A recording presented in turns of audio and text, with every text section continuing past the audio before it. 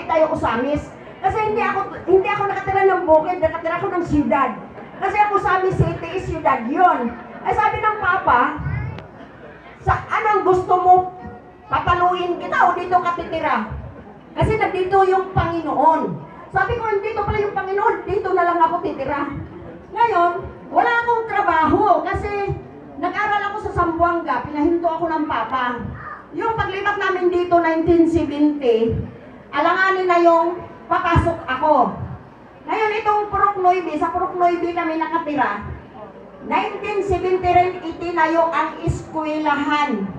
Pagka 1971, cutting ribbon, pwede na mag-eskwela po yung mga bata.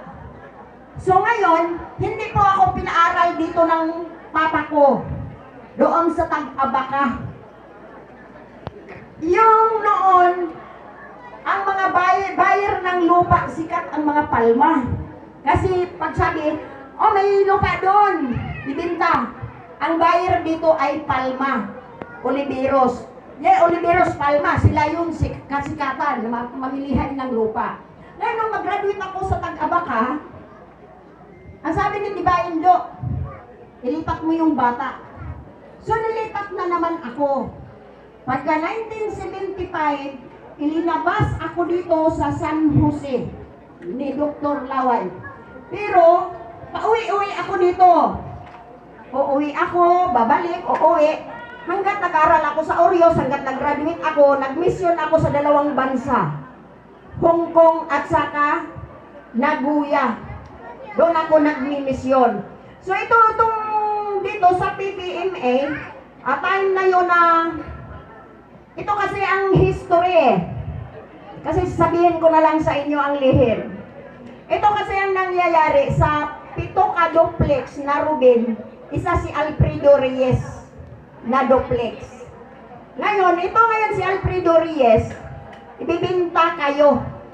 Kayong lahat na PDMA. Ibibinta kayo sa mafia.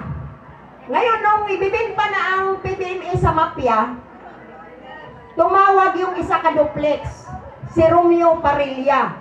Nung tumawag si Romeo Parilla, kay Divine at saka kay Apo sa Hawaii, ang ginawa, binabaang kudita.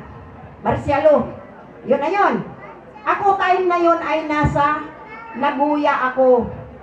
So nung nagkukudita na, tinawagan yung sniper.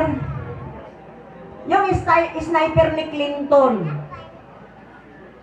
Pinasunda na si Alfredo. Saan na kuha si Alfredo Reyes? Sa Hingoog.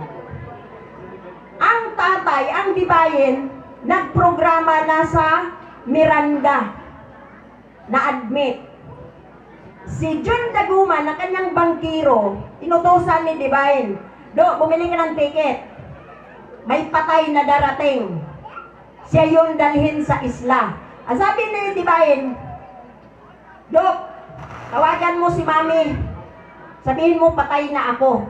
Pero si Divine at saka si John Daguman, sumakay ng eroplano alas 12 ng tanghali papuntang Maynila. Ngayon, yung history na yan, ang iniiyakan po ng tao sa Israel, hindi po yan ang tatay namin. Ang tatay namin nasa Europe, darating po yun.